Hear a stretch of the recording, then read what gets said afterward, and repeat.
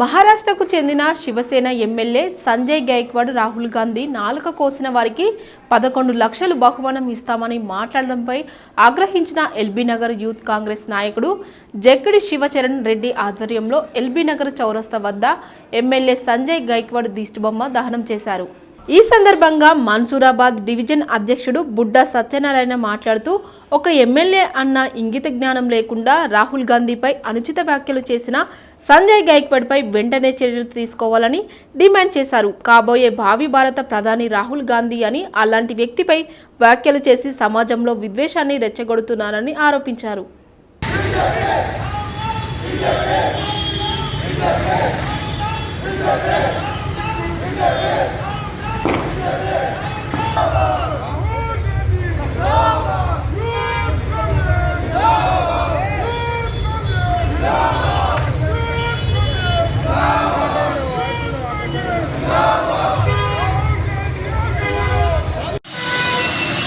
Parliament ప్రతిపక్ష నేత రాహుల్ గాంధీపై అనుచిత వ్యాఖ్యలు చేసిన బీజేపీ పార్టీ ఎమ్మెల్యే సంజయ్ గైక్వాడ్ని వెంటనే అరెస్ట్ చేయాలని, ఈ అనుచిత వ్యాఖ్యలు వెంటనే వెనుకకు తీసుకోవాలని తెలంగాణలోని యువజన కాంగ్రెస్ ఆధ్వర్యంలో మరి మా సీనియర్ నాయకుడు జక్కిడి శివచరణ్ రెడ్డి గారి సారథ్యంలో ఈరోజు ఎల్బీ నగర్ రింగ్ రోడ్లో పెద్ద ఎత్తున కార్యకర్తల సమావేశంలో ఇక్కడ దిష్టిబొమ్మ తలగబెట్టడం జరిగింది।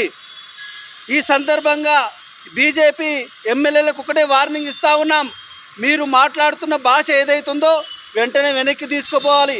లేని ఎడల ఈ దేశంలో ఉన్నటువంటి 29 రాష్ట్రాలలో కూడా మీ బీజేపీ పార్టీకి సంబంధించినటువంటి ఎమ్మెల్యేలు కూడా ఎక్కడ కూడా తిరగనిచ్చే ప్రసక్తే లేదని చెప్పి ఈ సందర్భంగా తెలియజేస్తా ఉన్నాను మిత్రులారా।